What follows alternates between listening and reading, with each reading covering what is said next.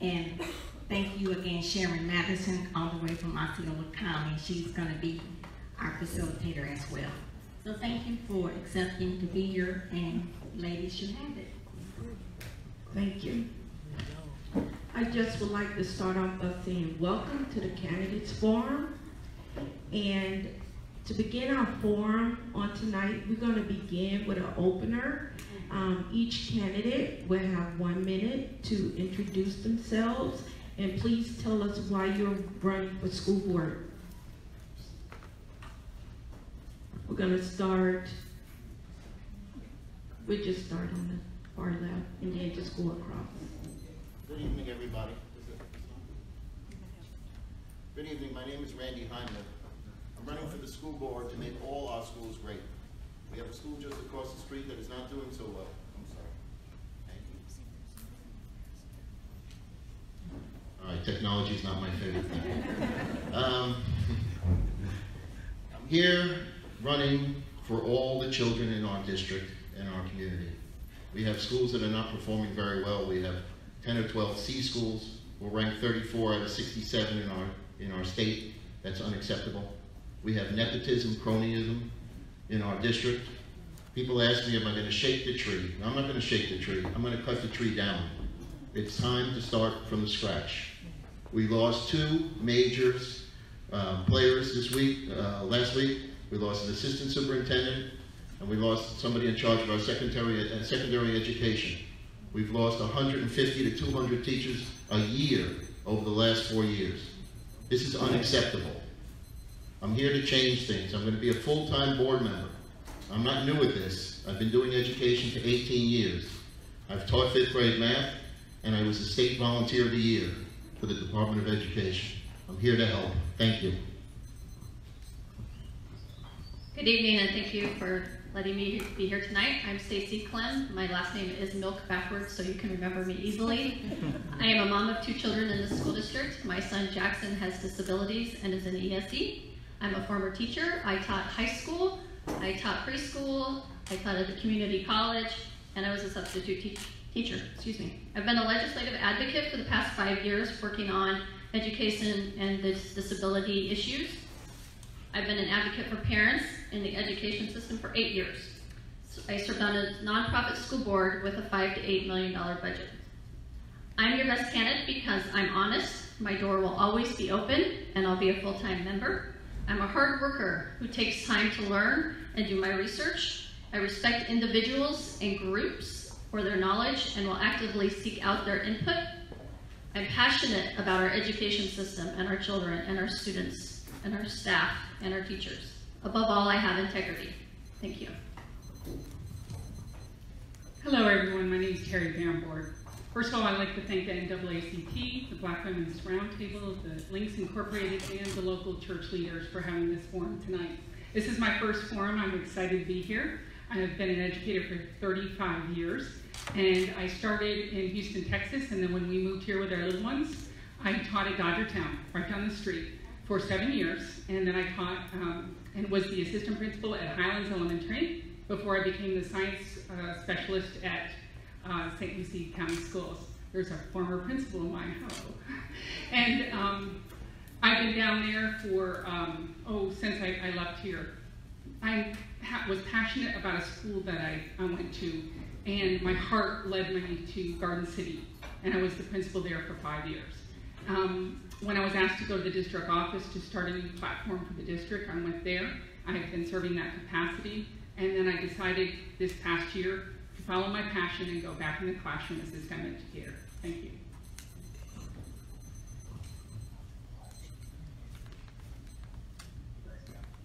Good evening. My name is Jacqueline Rosario, and I am seeking to be board member of District 2 in Indian River County. My entire life has been dedicated to education. For over 20 years, I have been an educator. I started out in New York City as a teacher of English as a second language, and then a coordinator of testing for English as a second language. And then eventually I went up to assistant principal. I have a bachelor's of social science and ESOL education, a master's in special education and deaf education, a master's in school supervision and administration, and most recently a master's in divinity. I will remain focused regarding issues of policy, school safety, instruction, assessment, culture and climate in our schools, as well as ensure fiscal responsibility in our decision-making processes. As a lifelong learner and educator, I understand the significance of affecting change in our children with regard to academic achievement. This is why I am running for school board member of District 2. Thank you. My name is Rudy Bermudez. I'm a candidate for District 2. My wife Amanda and I have 6 children. All of our children are currently in or have graduated from the public schools here in Indiana County. I'm a former Indiana County Sheriff Deputy, served 12 years with the Sheriff's Office. I was a Corrections Deputy, Road Patrol Deputy, School Resource Officer, and Detective. I voluntarily decided to retire from the Sheriff's Office on great terms to run for school board. I felt that to effectively hold the title of a school board member, I could not hold another job elsewhere. The students, community, and the district staff cannot afford to have a board member that will not be able to dedicate their undivided attention to their needs and concerns. We must remember that not one child is more important than another. The community is an extremely diverse community, and we must praise that diversity. Our schools serve the educational backgrounds of all our children. Once on the board, I will visit all the schools on a regular basis. I will meet with the staff to have a better understanding of what is needed in the school community. It is my goal to ensure that every child's needs are met, and together we will find solutions. I look forward to working with you all. Thank you. Hi, my name is Rashawn Green. I am born and raised in Gifford, Florida. I was public schools in Indian River County. I graduated from Vero Beach High School.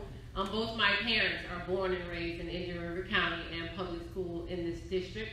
I have over 14 relatives who work for the school district and over 40 relatives attending schools in this district. My mother has been a bus driver for 25 years, and my sister is a teacher at Citrus Elementary. As you can see, my roots are deep with this district. I graduated from Vero Beach High School in 1997. I received a full academic scholarship to Florida State University and then a full academic scholarship to Southern University Law Center. And that was because of my public school education. That education is no longer being offered, and it's time that we get that quality of education back. I will make sure to do that by holding our board accountable, but also our superintendent accountable. And with that, we have to make evidence-based decisions, not based off our public opinion or our perception of the superintendent.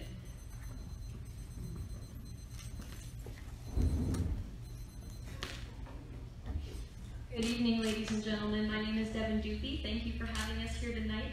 I've been an academic advisor at Indian River State College for the last 7 years, and I'm running for school board because I want to be part of the solution that turns our school system into what we all envision it could be. I believe that that solution involves quality content, because if it's not quality, why are we teaching it? I believe that it involves local control, because you, the parents in our community, know what's best for our students more than someone in Tallahassee or Washington would. I believe in smart budgeting. When I was a kid, my dad always used to say, "Sweetie, the money tree in the backyard died the day that you were born, and we got the hospital bill. So we should spend wisely." I also believe in a combination of responsibility, support, and accountability. We need to give responsibility to our staff, teachers, and administrators. We need to support them through our expectations and only then hold them accountable. Finally, I believe in civic engagement learning for our students, because giving back to the community teaches them why they're learning what they're hearing in the classroom. Thank you. Good evening. Thank you for having us all here tonight. My name is Mara Schiff, so this is my legal name. I never use it. I actually go by Mara. And mostly, I am a concerned mom whose single goal is to put our students and our teachers first, maintain safe schools, and support excellence in public education in Indian River County. I have a PhD in public administration on full academic scholarship to New York University. I've been a professor of criminology and criminal justice at Florida Atlantic University for 25 years. I've been an educational consultant for 10 years on school culture, climate, and discipline. The work that I'm mostly known for is work in restorative justice, racial disparity, and school-to-prison pipeline issues. Please feel free to Google that. My 4 main issues for running for school board are to invest in safe schools, to improve teacher retention, to enhance student achievement outcomes, and to maintain local control of public education. I have a 5-point plan to enhance school safety in this district, which I don't have time to present now because Barbara's going to give me that 0 seconds. But I look forward to sharing that with you in the future, and I look forward to spending more time talking with each and every one of you. Thank you. I would like to say thank you for those introductions. Okay, let's get into our forum. Our first topic of discussion is the desegregation order. There is an ongoing issue with meeting the requirements of the federal desegregation order. Two-part question, keep this in mind. What is your feeling of being under a court order and not meeting it? Part B, how would you approach this issue? We're going to start down here with Mara Schiff, if you don't. Thank you. My feelings about being under a court desegregation order for 50 years is it's unconscionable. There is no reason we should have been under a court order for going on 50 years now. The second part of your question, I believe, was how do we address this? I think there are a number of ways we address it. First is some of the things that we do where we work together with members of the community about what are ways we best serve our community to meet the requirements of the desegregation order. I think there's many things we do in schools on implicit bias training, cultural competence training, looking at racial disparity in school discipline, looking at racial disparity in academic achievement. I think we need to pay very, very close attention to the data that comes out of our district and provide data-driven solutions for how we engage students who are not fully engaged and have been marginalized by our education system. Can we weren't sure how much time. 1 minute. 1 minute. Thank you. I have no idea how much time I talked. You were fine. I just talked. We just wanted to make sure. Thank you.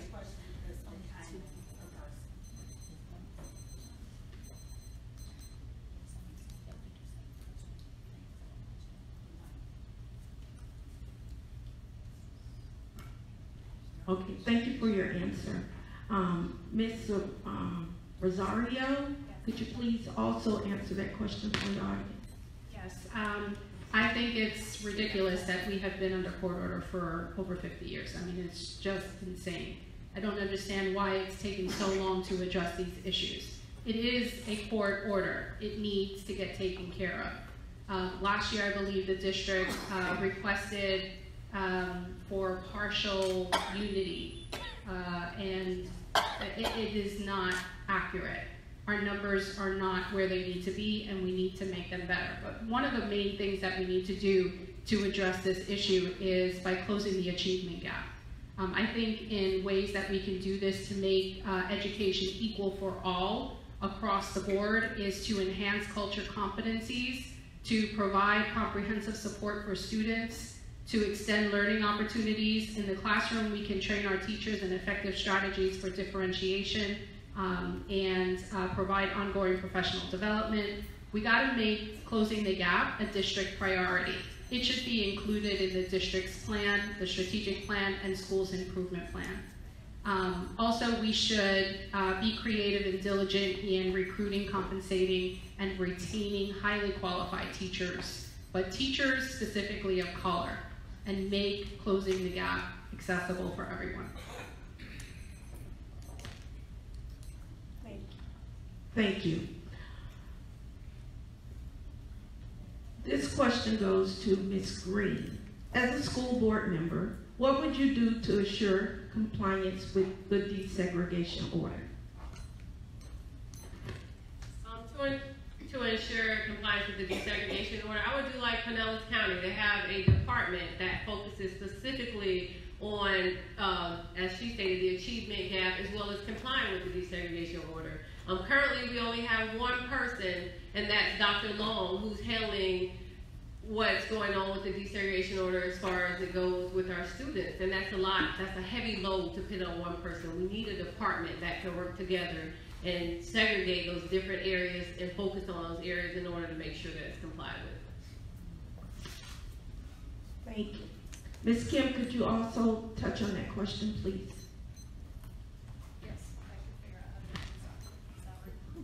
Is it working? Okay, sorry. I'm sorry, can you say the question again? What would we do? Yes, ma'am. As a school board member, what would you do to assure compliance with the desegregation order? Well, here's the thing about the desegregation order from my perspective. It angers me because, first of all, we're not working with the school district and NAACP, and that was part of the desegregation order, is that they worked together to solve the requirements of the order. And the fact that they didn't work together and decided to go ahead and go to court, that's unacceptable. So what we need to do is try to repair that relationship and try to create a relationship where we're going to work together. Because the requirements in the desegregation order were not really that difficult to comply with. And the fact that we didn't comply with them after all these years shows a lack of understanding of the community, and it shows a lack of not wanting to work with them. So my first thing would be to get our school districts and the NAACP together again, try to repair the relationships, try to rebuild a relationship, and work diligently to fulfill those requirements.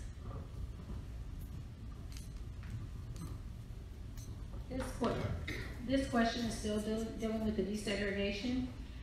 This question will be going for Mr. Heimer and Mr. Mutis. Okay, and the question is, when you know the school district has violated the law, how do you handle it? And what would you do to protect it going forward? We will start with Mr. Heimer. The first thing I would do, if the school district has violated the law, is I would change up the attorney. Right now, I'm not happy with the superintendent, I'm not happy with the previous board, and I'm not happy with the board before that. I have a lot of experience in the black community. I was in Overtown section of Miami for 7 or 8 years at Frederick Douglass Elementary, where the population was mostly black. And we somehow found very qualified teachers there. I don't understand why we can't find them here. I think we have a lack of effort. I don't think we really care. And the first thing I would do is I would put a phone call into Mrs. Tony Brown and say, let's sit down and get this thing figured out without spending all the money on a lawsuit and court costs. We seem to be doing that quite often at the school board. But the superintendent would get a directive right away, and so would the school board attorney, to fix this immediately.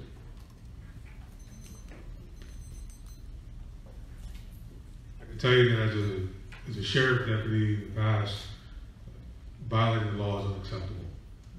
If I see the problem, I will address it immediately. If the district doesn't want to address it, I'll come out publicly and get help from the NAACP. Get help from anyone that's willing to help to make sure that we get in compliance. We have been out of compliance absolutely way too long. There's no reason for it. We need to promote our district nationwide, whatever we need to do. I've walked in our community here, in the Gifford community. I live here in our community. And I talked to many, many people. I talked to many black people, but black teacher that was from a different district, from St. Lucie County. And she explained to me that she put in for a job at one of our schools that did not get chosen. And she has all the experience in the world. That has to stop.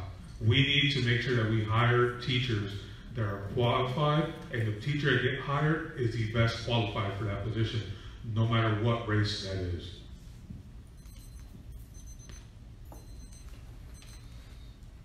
Thank you so much. This question is going to go for Mrs. Van Borg and Mrs. Dupuis. Okay, still dealing with the desegregation issue. Please tell us what your position on the existing desegregation order is and whether it needs to be complied with. Yes, first of all, this is 2018. We shouldn't be under this order, period. And so as it is right now, it needs to be done. We need to fix this. We need to have diversity in our schools. We need to have kids seeing role models that look like them, that can help them, that can mentor them. I'm a huge believer in kids at hope. We need to stop looking at kids as a nation at risk, and we need to look at kids and bring them up. The only way we're going to bring them up and give them hope is to be a good role model. And we all need to work together as adults to work together to be that diverse role model that we can for our students. I've always chosen to be at schools where I need to help kids that may not look like me, but sure as heck I care about them. And I know they need good role models that look like them as well.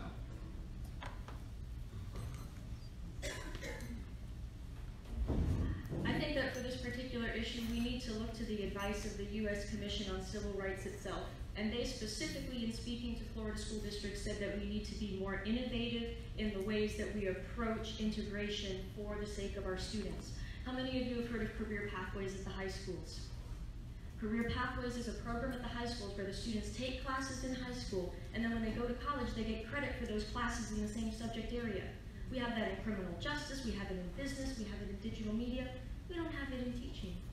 So could we not, for example, collaborate with Indian River State College and create a Career Pathways program within our own schools for teaching to encourage and inspire our own local African American students to pursue teaching and become the very teachers that we're seeking, because we are lacking in African American teachers in our school district. Thank you. Thank you, candidates. Moving to our next topic, it's going to be on budget. What experience have you had with budgeting, management, and public education?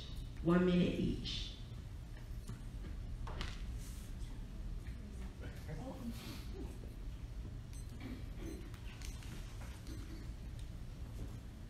I just want to clarify the end of the question. I couldn't tell if you said in public education or with public education.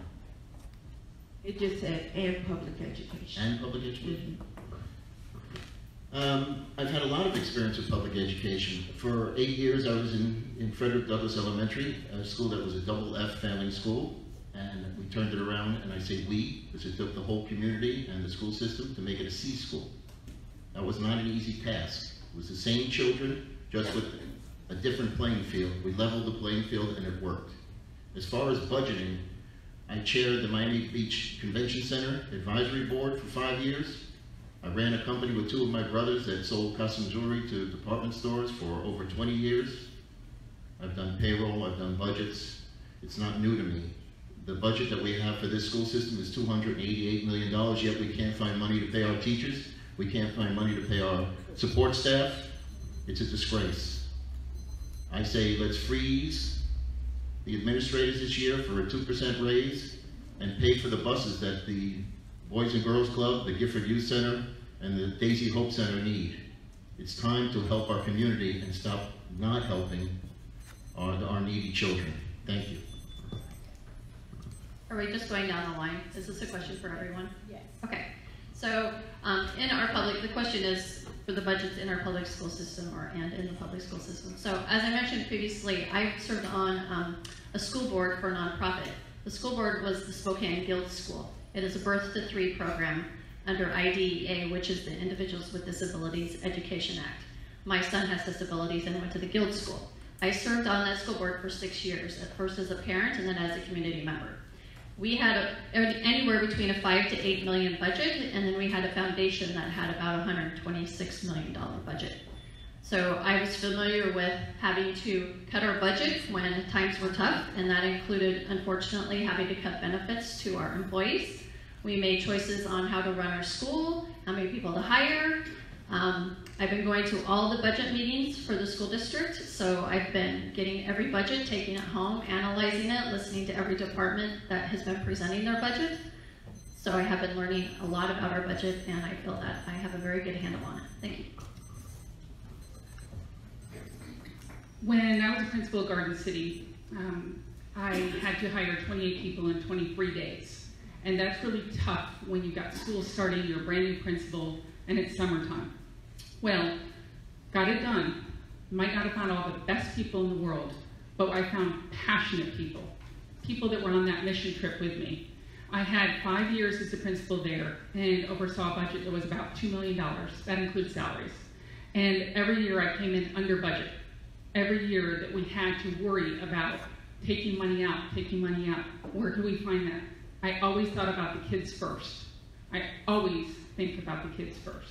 That's what matters, that is our job, that's what we need to be thinking about, what are our kids doing? We need to help them, number one. So when you're looking at budgets and you need to cut budgets, if you keep the kids in mind, you're always in the right.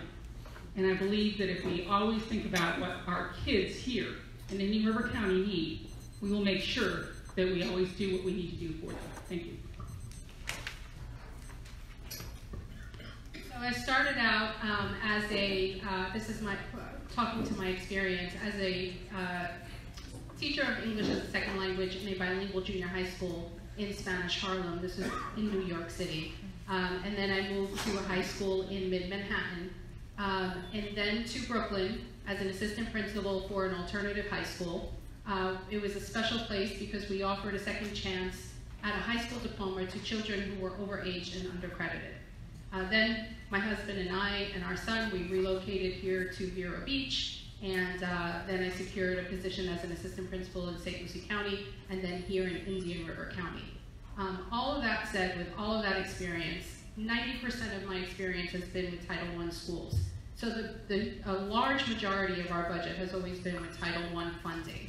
And under Title I funding and managing the Title I funds, you have to be able to keep your paperwork in order so that come auditing time, you have all of your ducks in a row. I wish I had more time, but I can't tell you more. Thank you. I'm my own business owner. In that, I manage my budget. I have employees, I have fleet maintenance, I have equipment that I have to replace. I've been able to do all this without having to suffer any hardships. My management experience comes from my own business, being a school resource officer, a sheriff deputy, and training other deputies. I have management experience on dealing one-on-one and actually training some of the public education I deal with is my own. I'm a public education student. My kids all go to public education. The one thing I want to touch on, other than those, is about our school board budget. It is absolutely not as transparent as it needs to be. I am not okay with the teachers having to pay so much of their own money to support their classrooms. We need to actually make an evaluate how much money is going into the classroom. It's not okay with me to expect the teachers to be able to cover their classroom needs with a small stipend that they get.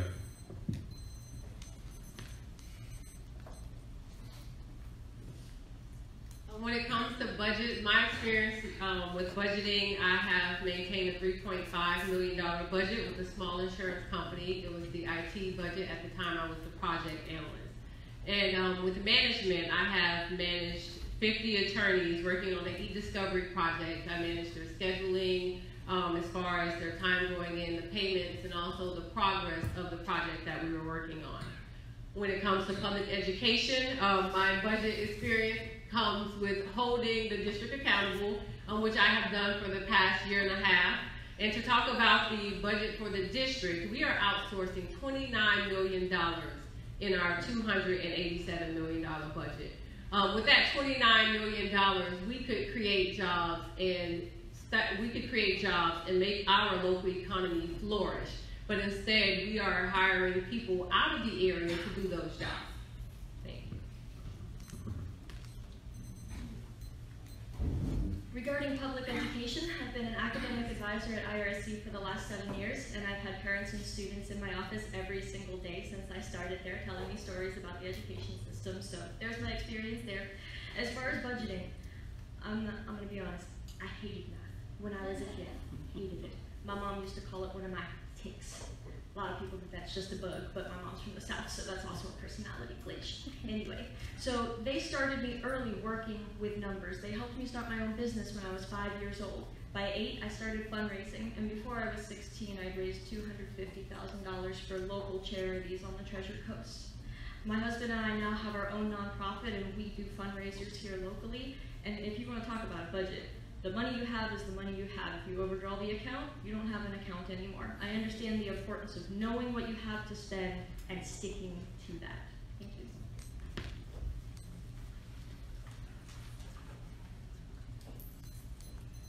So a couple things on that. I'm a single mom of a teenage boy.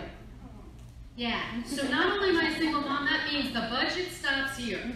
So I've got to run a budget for the household, for my son, for me, and I've got to make it all work. Number 2, as I mentioned earlier, I have a PhD in public administration. That included courses in microeconomics, macroeconomics, large public bureaucracies. Number 3, I'm Vice President of the National Association of Community and Restorative Justice. where we run a budget for a large national organization. I've run large research grants, research and training grants. I, like Stacy, have been to some of the school budget meetings. They are unfathomable. It is really hard to figure out what's going on in this district because of the lack of transparency that Mr. Bermudez mentioned.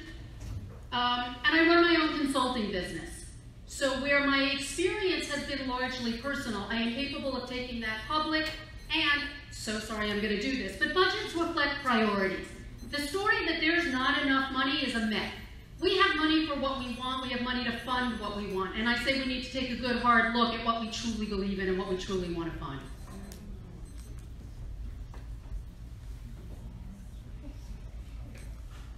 Okay, what we're going to do now is that we're going to split 2 questions up.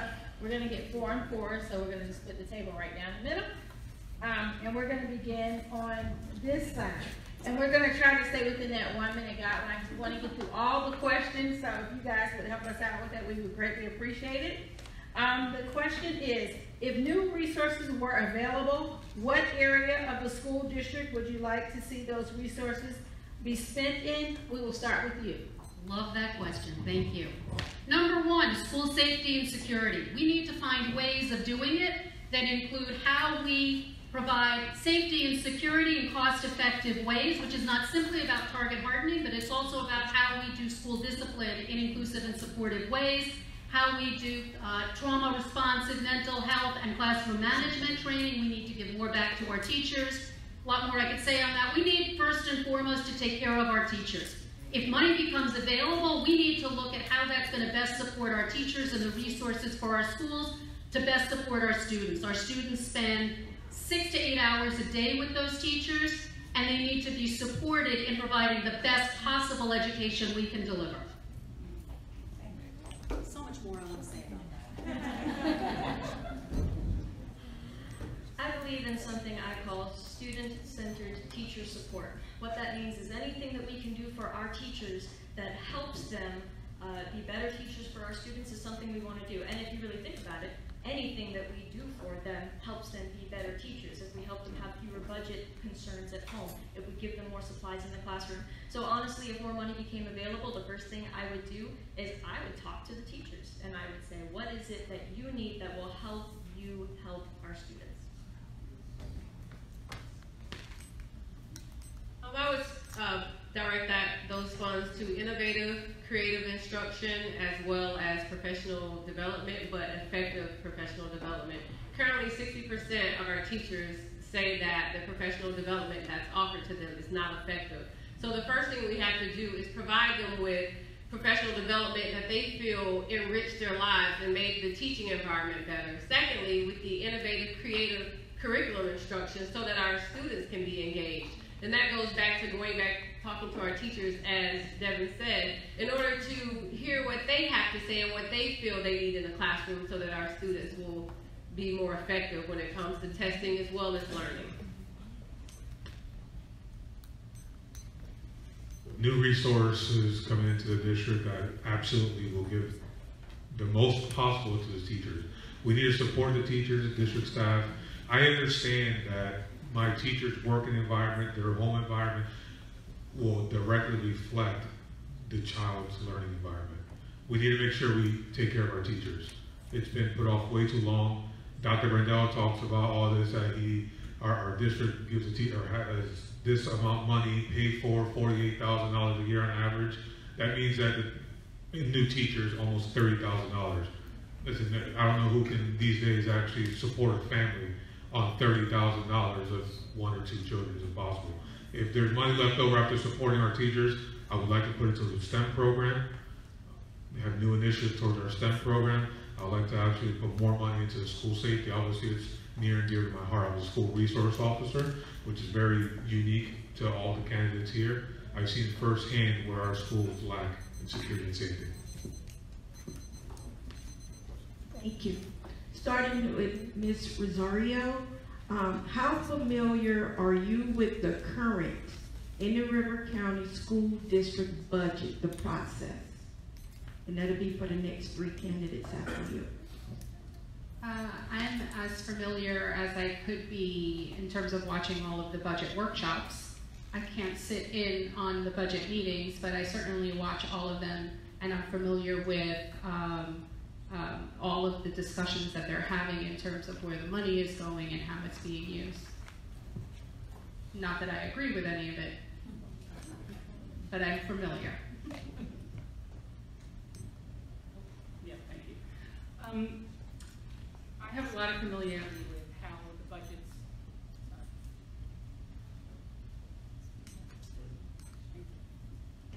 I have a lot of familiarity with how the budgets are running as far as the different buckets. And sometimes our teachers don't understand that you can't take money from A and put it into Z, and they get frustrated. So as a principal, I was very transparent. I would put my budget up, let the teachers see it, have them help me problem solve. Where are we going to make these cuts? What will help us move our kids where they need to be? And that's the way we should be looking at the budget. We should look at transparency. Let's get committees that have fair and equal people from different aspects of life working towards helping us make the best budget possible. It's not that we need more money, we need to look at our money and say, where are we putting it that we need to put it in order to help all our students, not just some. So like I said previously, I've been attending all of our budget meetings, and when you go to the budget meetings, they give you a copy of all the budgets, so I've been able to follow along. And I'm happy to say that almost every department has been making really great cuts, but it's probably still not going to be enough. So I have been taking those home. If I have questions, I email the finance director so that I can get a better handle on it. Like I said, I was on a school board before. We had federal money, we had state money, we had Medicaid, which we also have in the school district, and we have grants, which we need to get more of in the school district, in my opinion. But so I have a pretty good handle on that. And one other thing I want to say is, I'm sure you're all familiar with No Child Left Behind. No Child Left Behind is going away. It's going to be ESA, Every Student Succeeds Act. And in that act, it now says that every school will have to have their own budget and will have to be presented to the district. So then we'll have privy to what every school's budget is. And I think that is really going to help us determine where all this money is going precisely and how we can go forward with making cuts that way, if that makes sense. I too am very familiar with the process. And just recently what happened with the process was the transportation department found out that they were not charging the nonprofits for their busing.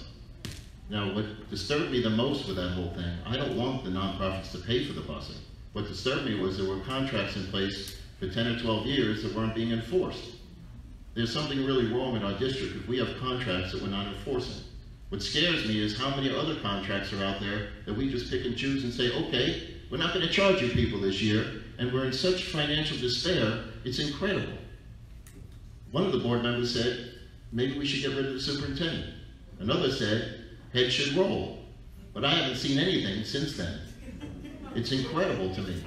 The superintendent got a raise this year, and Charles Searcy, who was the board member at one of the board members at the time, said he needs the money because times are tough. Now remember, he makes $187,000 a year. So that's the whole thinking of the board. There's something really wrong with our process. Thank you so much for us staying to our 1 minute. Okay, it's real important that everyone stick to our timeline because we want to hear from everybody on these last two questions that are near and dear to everyone in the community. The first question is, what is your position on teachers and other school personnel carrying firearms while on campus? We will begin with you. I answer this question almost every day. I do not want teachers carrying guns. They have enough to do. They're not trained. This is not what they went into the profession for. Children are going to see those guns on a teacher and maybe they'll try and get a gun.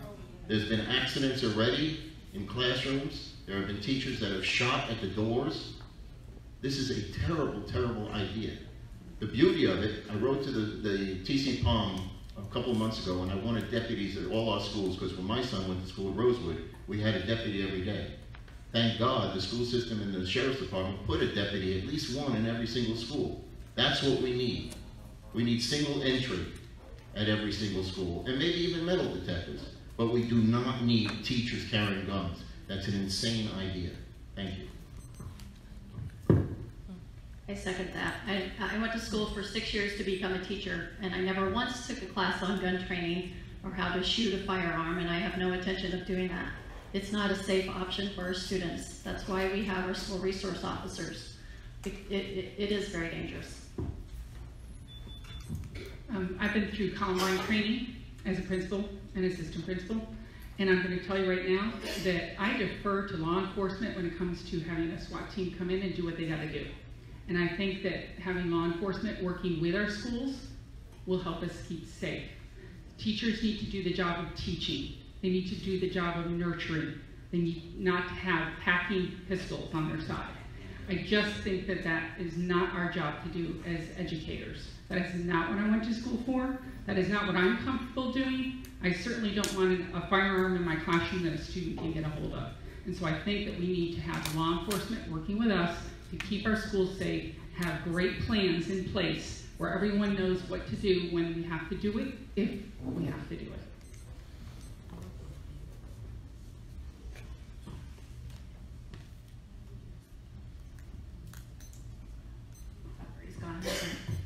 So the bill that was passed is a $67 million bill. It's a program that is now going to be sent out to all the districts. If not, it's already been disseminated. It's included in there is a school marshal program. And that marshal program dictates or states that the school districts can engage in a relationship with the sheriff's office and voluntarily have teachers who choose to be trained to be school marshals. It's my personal opinion that if that were to happen, it should definitely be voluntary. However, I do not promote teachers having guns on campus. I will say, though, that we should invest that money like many other districts are doing and give that money back to the sheriff's office so they can use that to have more school resource officers on our campuses. Well, I'm going to almost echo exactly what Ms. Rosario said. I was a school resource officer, and many times I was called to go investigate a situation where I should have been doing it, not a teacher. I don't want a teacher that's not trained to have a firearm and think that they have the responsibility to go and use that firearm without proper training. We can't have that. We need to make sure that we follow the law, whatever the law happens to be at that time, and if it is that our district says that they're going to have teachers with firearms, it has to be voluntary. We can't make it a mandate. The law is what it is. I don't want teachers that have guns, but we have to make sure we follow the law.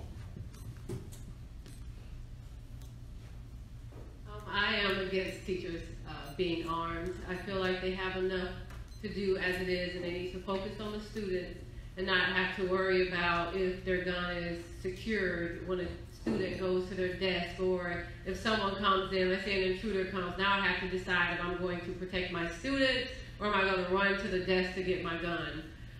We do have deputies at every school now, so our schools are safe. I also feel like we should have counselors, school counselors at every school as well, but we do not have that. We currently have 13 part-time and full-time counselors. That's 13 total for our entire district. So not only do we need physical safety, we need emotional safety for our students and mental safety for our students. So we're doing 1/3 of the job. We have to look and spend time with the students that are in trouble to find out what is the root of this. We don't have to wait until we have an active shooter. We need intervention before it escalates to that level.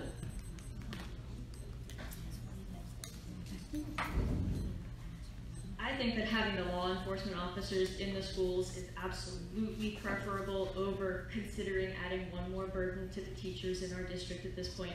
We're lucky enough to live in a county where the sheriff has offered to pay half of the cost of having the resource officers in the schools so that we're not taking more money away from the teachers and away from the classrooms. In addition, another interesting point that was pointed out by someone from the sheriff's office recently is that having a deputy in every single school gives the students in that school an opportunity to have a positive interaction with a law enforcement officer every single day. And this is so important in our community that our students understand how the community functions and understand who they can go to when they need someone to talk to. And to have that law enforcement officer on campus and they can go to them anytime if they're experiencing something outside of school or in school is crucial. So I'm going to go out on a limb here and let you know in 1 minute that I am a strong no on arming school personnel. I do not think we should ever put teachers in the position of having to choose which of their students to shoot in a moment of panic. That's right. Yeah. In addition to that, I think it's a disaster waiting to happen, because I think when and if we are in that situation, the children who are likely to get harmed, I'm going to be are not the kids who look like me. Given racial disparity that we've seen in education and in law enforcement and in other areas, I think this is a disaster waiting to happen, and I don't want to be the district where that happens. I think we need trauma awareness and responsiveness, like Rashawn was saying. I think we need mental health and student supports. I think we need to support teachers in what they do best, which is teaching. I don't think we need to make teachers into law enforcement officers. We have law enforcement for that. Thank you, candidates, for those answers. I think a couple of you touched on this next question. Due to the deficit of mental health services for middle and high school students in our county, what would you do as a school board member to address this deficit as far as policy and funding? 1 minute each, please.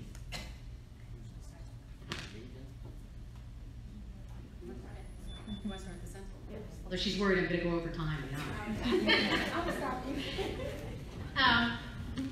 So I think we work with our local community organizations like the Substance Awareness Center. I actually have already met with them about how to include more substance abuse counseling in schools, more mental health counseling in schools. They already provide life skills training in all our middle schools. I think we work there. I think we work with, we bring in trauma awareness and trauma responsiveness training, because I think most of us have no idea what's going on in the lives of many of the children who come into our classrooms. And I would tell a story about that, but I don't have time. I think we look at how we coordinate resources in the community, in the district, and law enforcement to address how we keep safe schools, but with particular attention on catching problems before they happen through the things I've mentioned, like mental health supports, trauma awareness, classroom training, more professional development for teachers. Most of the times this happens and there's violence in schools, it's a kid who's been pushed out and excluded for some reason. We need to figure out how to keep those kids in before the problem happens. Just like Mara said, we have to reach out to our own community and look within our own county to bring resources into the schools to help our students. There's a number of mental health resources in our community. We have to connect them to the schools. And I would do that by forming a committee, and I would bring in individuals from the schools, teachers, staff, principals, administration, as well as representatives from those mental health organizations, and figure out, how do we make this work? How do we fit it in with the academic day of the students so that we don't hinder their learning, but we also meet the needs for our students' mental health?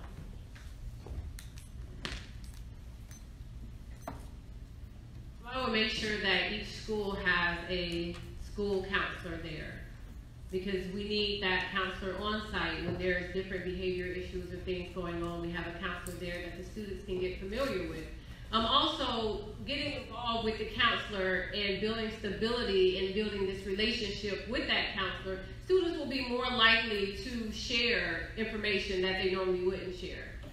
Secondly, I would do, as Mara said as well, with the community partnerships. We have to partner with our community with the resources available to bring those resources to our schools. A lot of times, families won't go to different agencies, but if you bring it to a place that they're comfortable with, which is the school, they will utilize those resources. We can't do it alone. We need the community. We need to make sure that we have community involvement, promote community involvement within our district, have mentoring programs, have the district put action items to start mentoring programs within our schools.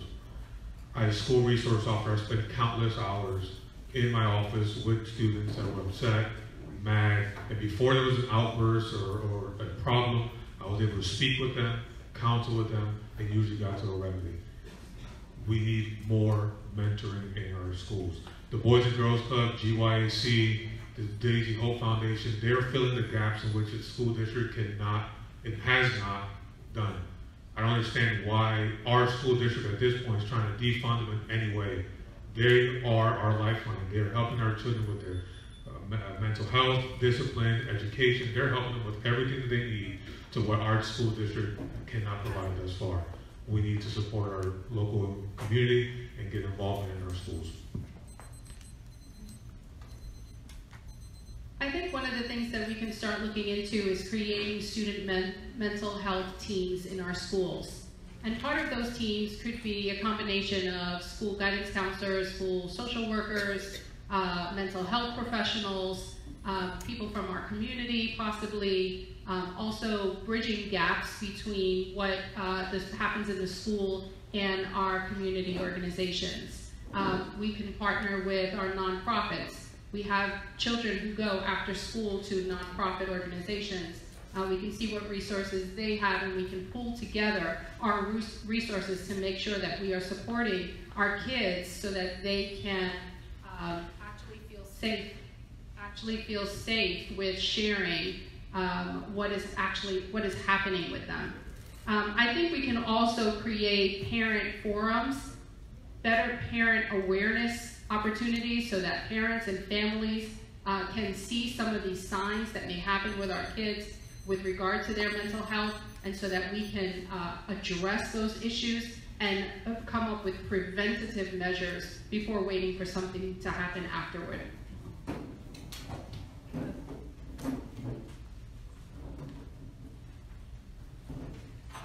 All right, am I going to use, okay, I don't have to use my teacher voice. Counselors went to school to become counselors, to care about kids, to listen to kids, to help kids. Unfortunately, too many times our counselors are test coordinators. They're being pulled away to do testing situations instead of really counseling kids. We have a lot of kids dealing with bullying issues, with bias problems, and that's what the counselors want to do. They want to help our kids. They want to pull groups. They want to help get to the source of the problem so they can help kids when they're young. A lot of times also, our teachers need to call parents. Any parent I have ever called, be it a child who's habitually a problem in the classroom, has been supportive. You have to reach out and have our parents be part of this solution. Too many times we're blaming parents, and we need to bring them in, and we need to call them, and we need to say, we are partners here, and we are going to help your child. There was a time where I had a child break down and cry in class. Teacher came to me and said, didn't know what to do with her. Found out after 10 seconds of talking to her that her mother had died that morning. So all we have to do is open that communication and find out what our kids need. So I read a statistic the other day that said by the age of 8 years old, you can detect mental health issues in our children. And I also read another statistic in our school district that our counselors are spending 16 hours a week with students. 16 hours. The rest of the time they're on before school duty, after school duty, and lunch duty. So what we need to do is we need to bring our community back into our schools, relieve some of our counselors and our social workers so that they could spend more time with students. There's other ways that we can work with the community organizations. There's a wonderful organization called Tykes and Teens, and they work directly with families to help with mental health issues and counseling, and they want to grow in Indian River, and we can bring them into our schools to help with that. The funding in the school safety bill, there's supposed to be funding in there for mental health. We're not going to get any of that because it's going to all go to school safety. So we're going to have to figure out different ways to bring mental health into our schools. And one way we can do that is start providing more professional development to our teachers to deal with social emotional learning. We can implement that into our classrooms. And we can, sorry, I think I ran out of time. That's going to be a long one. One of the biggest problems we have in this district is the staffing process takes an entire year to just get one child figured out. By that time, the entire classroom could be in despair. That's not good. We don't have enough psychiatrists or psychologists in our schools. We have 1 per 4. We're supposed to have 1 per 1.5 schools. That's a very big problem. So if we're not fixing these children up and solving their problems. They're spending an entire year in a classroom, and unfortunately they're acting out, not because they're bad kids. They have some serious problems that have to be figured out. And if we don't get right to the root of it much quicker, we're never going to fix our discipline problem. Our district thinks we do not have a discipline problem. That's the biggest joke probably in the district. The superintendent said we're doing a fantastic job with discipline. I speak to teachers every day, and they're leaving in droves, mainly because they can't teach, because the children aren't being disciplined. And I'm not blaming the children, I'm blaming the system. We need to fix it very quickly before we continue to be a mediocre district. Thank you. Okay, thank you guys for adhering to the 1 minute.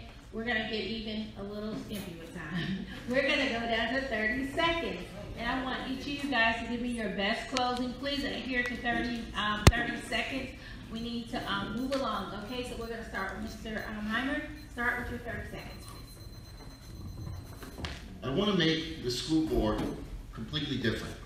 I think we should be a volunteer school board, one that does not get paid. We should not get paid more than starting teachers. That's a disgrace. The school board budget itself is $1.5 million. You know what we could do with that? You know how many teachers we could hire with that? That's one of my main goals. I want to change the whole system around. It needs to be a full-time position, not one where you work somewhere else most of the week and then you show up for a meeting once or twice a month. This system is broken. I'm going to be a full-time board member that's in all the schools and working with our community. It's time for a big change. There was a section in my opening statement I didn't have time for because we don't have time. So I want to go over that. My goals as a school board member are to focus on recruiting and retaining our teachers. Our teachers have very low morale. We need to retain them and we need to recruit them, and that includes Black African American teachers because we are lacking in that department. I want to be a voice for students that don't have a voice. I have a little boy with disability. He's marginalized, as are many of our students, and I want to be a voice for those kids that don't have a voice. I want to ensure equity in all of our schools and all of our students. And lastly, I want to work together with our community to create a school district that is indicative of the county that we live in. First of all, in St. Lucie County, we have a Promise is a Promise. It is a program that reaches out to our students that graduate and want to go into education.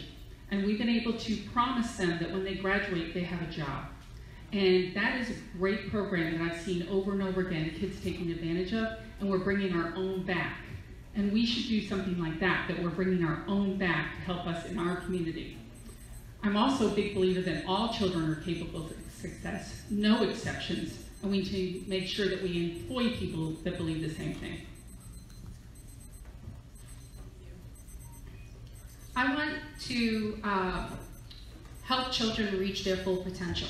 I want children to become lifelong learners, and I want children to be able to set goals, to dream high, and to really be able to know that they can reach those goals. I am not a politician. I am not seeking this position for any other reason other than to do right by our kids and to do right by the community. I'm not someone who will have to juggle work and this position. I will give this position 100% of my time. I am seeking to be elected for school board member because I know that I am the most qualified for this position. Thank you. Simply put, if I'm elected, I will ask the tough questions. I am unapologetic for making sure that our students get the best education that we can possibly give them. This election is very, very important. Please, everyone, make sure you go and vote. You have the chance to elect 3 new board members. The majority of the board is changing. I encourage everyone to make sure that they look at each candidate. Make sure that they are right for the district that they're going for. Make sure that they're going to put the children always first. I'm running because it's time to change the climate of our district. Our district has barriers set, so anyone at the bottom or any citizen, any parent, any student, any teacher does not feel comfortable voicing their concerns or giving input. It's time to put someone at the table that's going to give the people a voice, allow them to give their input and know that they have support on that board. Someone who's going to do what's in the best interest of the students. I will do that. I have been doing that. I'm a product of this environment. I come from a family, first generational college student. But we didn't have the funds, and a public education should be quality regardless of it being free. Take a second to look around the room. Look at all the different races, genders, experiences, thoughts. We're all so different, but we're all the same because we all have the same goal, which is success for our students in this local school district. And no matter how our thoughts, experiences, and opinions may differ, we have to remember that we all have the same goal. And as long as we all keep that same goal in mind, we can all work together as long as we listen to each other and put the students first. Thank you. I'm really grateful to be here tonight, so thank you for that. I spent 24 years getting an education, and I've spent 25 years delivering it. I believe that I am the most qualified person for this position because of my educational background, my professional background, but most importantly because of my integrity, my passion, and my commitment to schools, to education, to students, and to making sure that we have the most equitable, responsive, inclusive systems in place in Indian River County. We will hold the district accountable, we will hold ourselves accountable, and we will give voice to the community when I am elected in District 1. Thank you. Thank you all. Give them a big round of applause, ladies and gentlemen. Candidates, we thank you for taking the time to come and be with us. But also, give these ladies who handle this business for us. Thank you so very much, our moderator. Also, you can linger in the back. You can get to meet these candidates one-on-one. We're not going to rush you out of the building. We also like to thank each and every one of you for not thinking it robbery to be here. Also, for those who, we are live streaming, and thank you all out there in the public for looking in and joining us for this event. Once again, we're humbled and we thank you so very much. And Reverend Ryan, would you please send us home?